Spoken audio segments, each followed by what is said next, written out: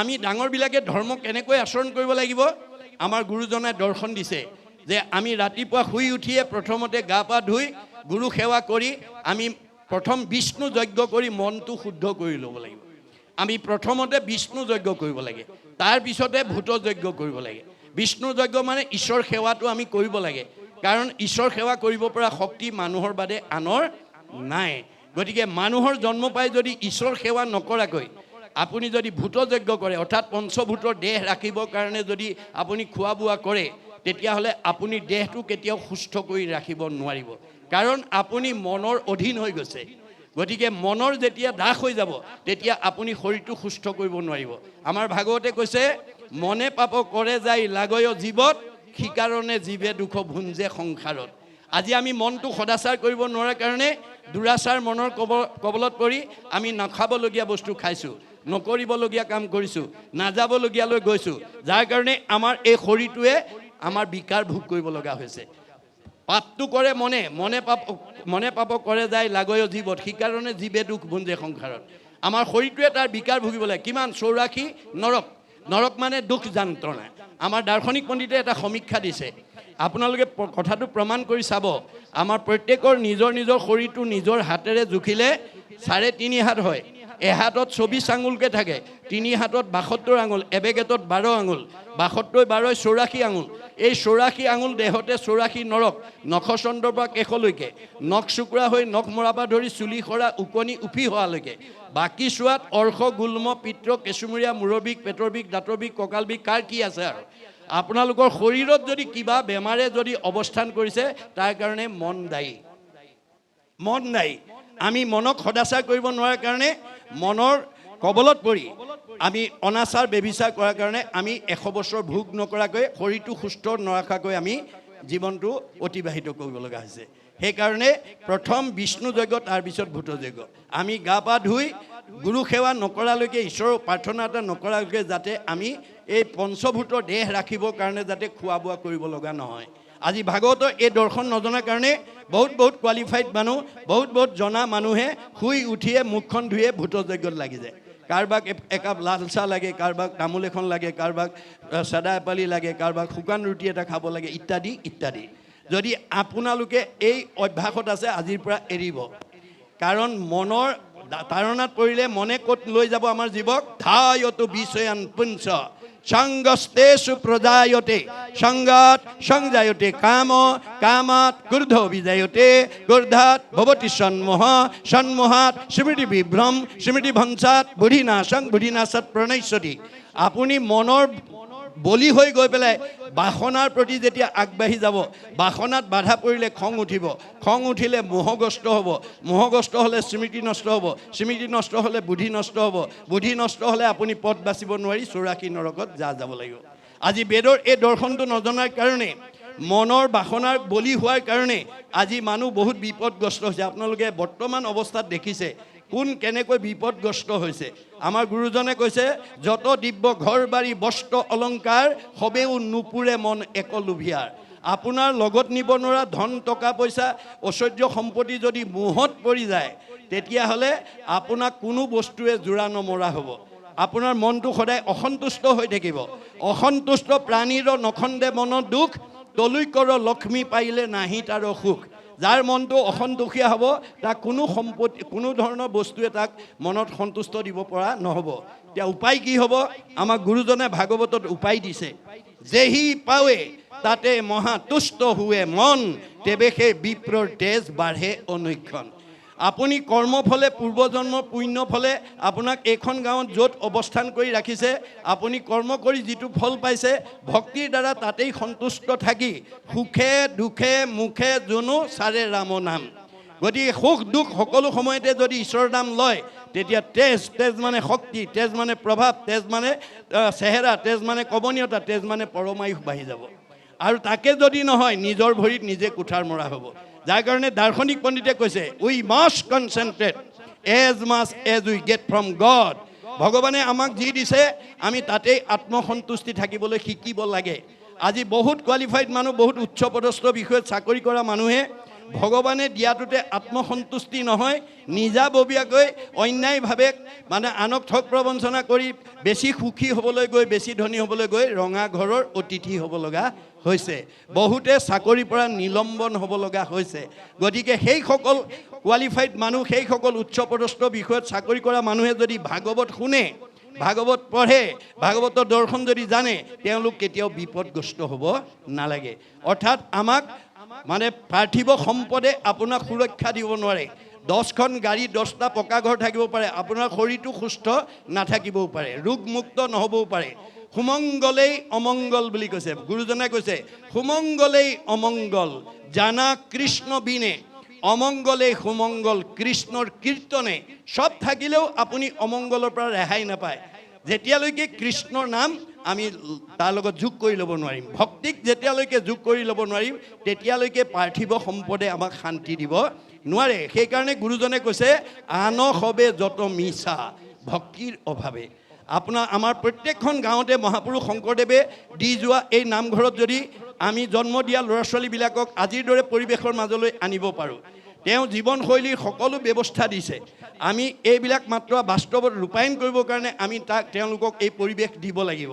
আমাৰ বিশ্ববিখ্যাত মানে নাট্যকাৰ শ্বেক্সপিয়াৰে কৈছে, mind can be purified by the music, body can be purified by the exercise, both body and mind can be purified by the dance.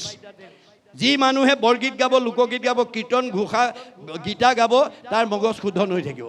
আৰু যিবিলাকে ভকতৰ লগত বহি বাৱৈ হাতত তালি যিটো কৰিয়া কীৰ্তন, মোৰ প্ৰেম ভাৱত যাৰ আকুল ভৈল মন, মাটিত লুটাৰি পৰে যিটো মহাশয়, সত্যে সত্যে গৈলো সখী তাহাঁতে বিক্ৰয়। আপোনালোকে নিশ্চয় ভাগৱত ভ্ৰমণ কৰিছে। সেই ভাগৱত ভ্ৰমণলৈ যিসকলে গায় মানে মূৰ গুণ গায়া যিটো কৰৈ গীত নৃত্য, নাহি তাৰ ভয়সীটো ভৈলা কীৰ্ত কীৰ্ত। আমি যাতে সমূহীয়াভাৱে ঈশ্বৰৰ গুণ নাম গাই গীত নৃত্যৰে যাতে আমি আগবাঢ়ি যাব, তেতিয়াহ'লে আমাৰ জীৱন সাৰ্থক হ'ব। আৰু both body and mind can be purified by the dance. নাচিলে মানে আমাৰ মন শৰীৰ দুয়োটাই সংশোধন হয়। সেইকাৰণে আপোনালোকে নাচিবলৈও যত্ন কৰিব। মানুহৰ আগত লাজ কৰিলে ঘৰত কোনো নথকা অৱস্থাত লাইফ চাইজ আইনাখনৰ ওচৰলৈ গৈ অকণমান কঁকাল ভাঙি ভাঙি নাচিবলৈ শিকিব।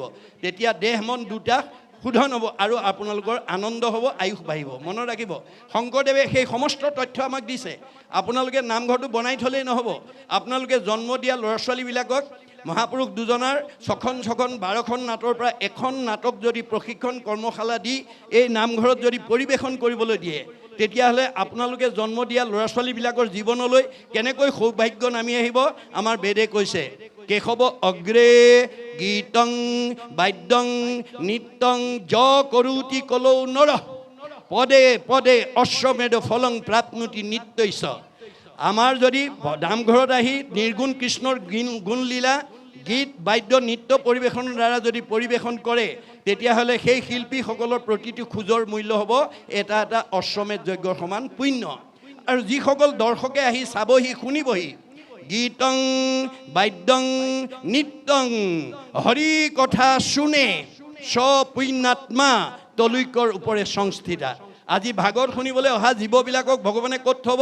তলৈকৰ ওপৰত, বৈকুণ্ঠত। মনত ৰাখিব, আমি যাতে প্ৰত্যেক দিনে একক্ষণ 4 মিনিট সময় আমাৰ ঘৰখনৰ প্ৰতিজন সদস্যই যাতে ঈশ্বৰৰ কথা কোৱা শুনা গোৱাৰ নামত যাতে আমি দিব পাৰোঁ, তেতিয়াও আমাৰ জন্ম সাফল হ'ব। যদি 4 মিনিট সময়ো আমাৰ দিবলৈ যদি সময় নোলায়, তেতিয়াহ'লে আমাৰ শৰীৰ সুস্থ কৰি ৰাখিব নোৱাৰিম। অৰ্জুনক কৈছে, সাৰথীৰ কহোঁ ভেদ লোৱা তাৰ পৰিছেদ, আনে নজানয় মহামতী, যিগোটা যে মহাৰথী ৰথেশ্বৰী কৰা গতি, ৰথপনো চলাৱে সাৰথী। হে অৰ্জুন, তুমি যিখন ৰথত উঠি মহাৰথী হিচাপে যুদ্ধত অৱতীৰ্ণ কৰিছা, কৰ্মত অগ্ৰগতি কৰিছা, সেই ৰথখন মই পৰিচালনা কৰি আছোঁ।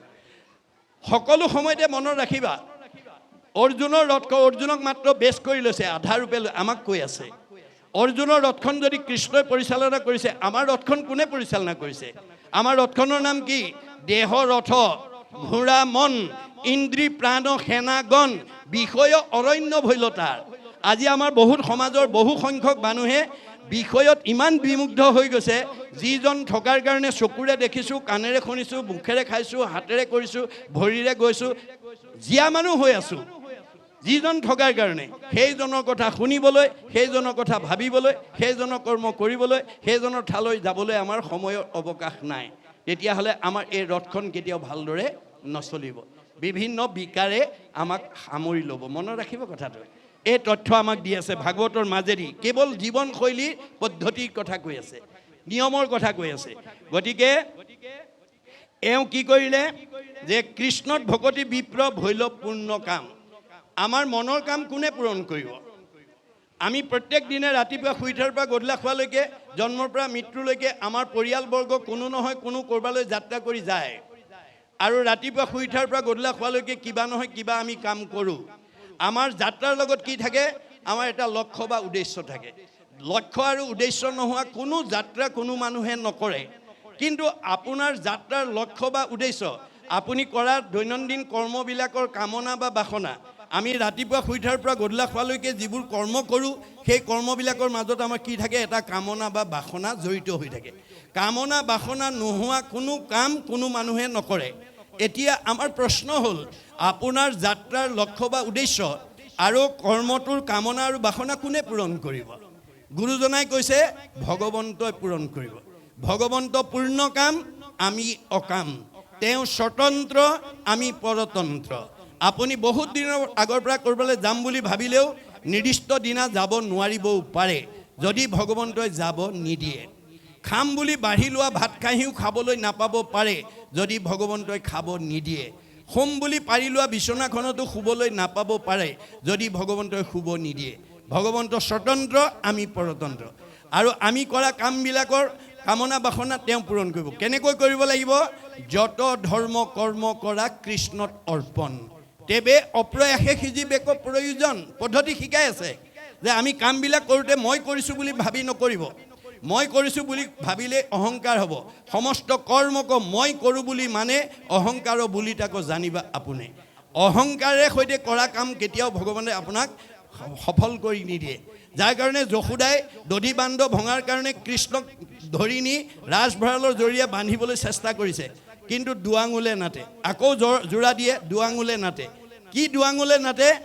যশোদাই সেই সময়লৈকে, যি সময়লৈকে ভাবি আছিল মই বান্ধিছোঁ, মোৰ পুত্ৰক বান্ধিছোঁ, এই মই মোৰ ভাৱ, অহংকাৰ ভাৱটো লৈ পেলাই যেতিয়ালৈকে বান্ধিব বিচাৰিছিলে, তেতিয়ালৈকে কৃষ্ণই বান্ধ খোৱা নাছিলে। অহংকাৰে আমি ঈশ্বৰক বান্ধিব নোৱাৰোঁ। আপুনি মইনো কোন? তেওঁৰ বাহন গৰুৰ পক্ষীয়ে এদিন মনতে ভাবিছিল, মোৰ সমান বলৱান প্ৰাণী পৃথিৱীত দ্বিতীয় নাই। মনতে ভাবিছিল। ভগৱান চবৰে হৃদয়তে আছে, সমস্ত ভূতৰে মই আছোঁ হৃদয়ত। আপুনি কি ভাবে চব জানে, আপোনাক তেওঁক জনাব নালাগে। এওঁ অহংকাৰ হৈ গ'ল।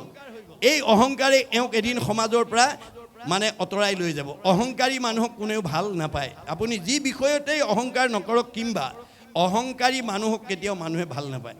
তেতিয়া ভগৱানে ভাবিলে, এইটো কেৱল মাত্ৰ বেছ কৰি লৈছে, মানে গৰুৰ পক্ষীক আমাক কৈ আছে যে গৰুৰ পক্ষীয়ে ভাবিছিল মোতকৈ বলৱান আৰু দ্বিতীয় প্ৰাণী নাই। মোৰ পিঠিত নুঠিলে ভগৱন্ত এখোজো কেনিও যাব নোৱাৰে। এই মনৰ ভাৱটো লোৱাৰ লগে লগে ভগৱানে গম পালে, এওঁ অহংকাৰ হ'ল।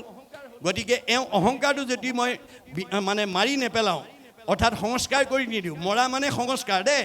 আমাৰ গকুলত কৃষ্ণই বাল্যকালৰ পৰাই কেইবাজনো অসুৰ মাৰিছে। অঘাসুৰ, বকাসুৰ, প্ৰলম্বাসুৰ, অৰিষ্টাসুৰ, পুতনা, ব্যোমাসুৰ, ধনুকাসুৰ। এইবোৰ আচলতে কি কৰিছে?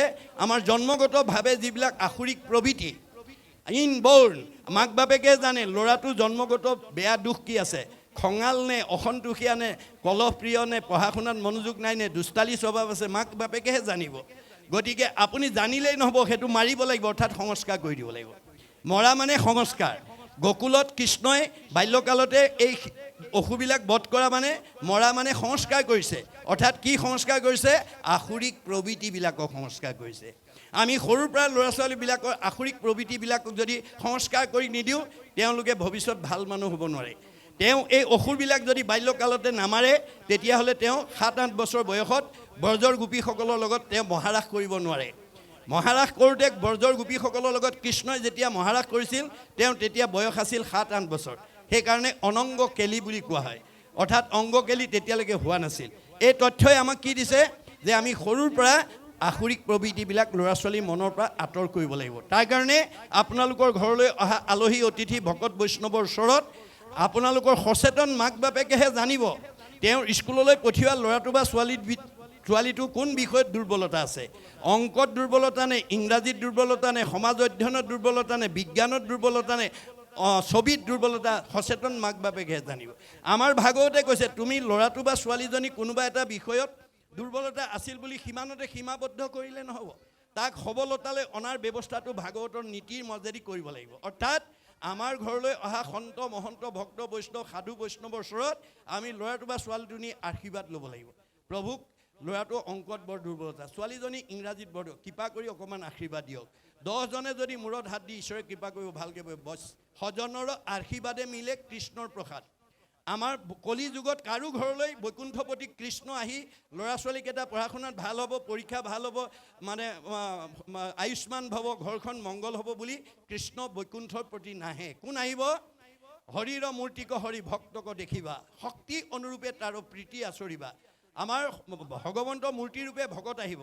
কলি যুগৰ মানুহে কৃষ্ণক পাবলৈ পাব, কেনেকৈ পাব? গীতা ভাগৱতত কৈছে, কৃষ্ণক পাইবাৰ জানা ভকতিহে পন্থ, ইহাক কহে গীতা ভাগৱত গ্ৰন্থ। গীতা ভাগৱতে কৈছে যে কলি যুগৰ মানুহে কৃষ্ণক পাবলৈ হ'লে ভকতিৰ মাধ্যমেদি পাব। আৰু সেই ভকতিটো কৰিব লাগিব, ভকতত ভকতি দানে কৰু গুৰু দায়া তনয় অধিক। আমি জন্ম দিয়া ল'ৰা ছোৱালীকেইটাতকৈও আমি ভকত বৈষ্ণৱৰ প্ৰতি শ্ৰদ্ধা ভক্তি মৰম চেনেহটো বেছি হ'ব লাগিব। ভকতে যদি আশীৰ্বাদ দিয়ে ভগৱানে কৃপা কৰিব। এয়া হৈছে এই শেষ দশমৰ মানে দৰ্শন। ভগৱানে কৈছে সজনৰ আশীৰ্বাদে মিলে কৃষ্ণৰ প্ৰসাদ। গতিকে এই আদৰ্শৰে আমি উঠি অহা প্ৰজন্মক আমি আগুৱাই নিব লাগিব। আমাৰ নিয়ম সকলো ভাগৱতত দি থৈছে। পাৰিবাৰিক জীৱন, দাম্পত্য জীৱন, যুগ্ম জীৱন, সাংসাৰিক জীৱন, সামাজিক জীৱনত আমি কেনেধৰণে গৈ থাকিলে আমাৰ কোনো বিকাৰে চুব নোৱাৰে, আমি সদায় আগবাঢ়ি গৈ থাকিব পাৰিম, সেই নিয়ম মাত্ৰ আমাক কৈ আছে।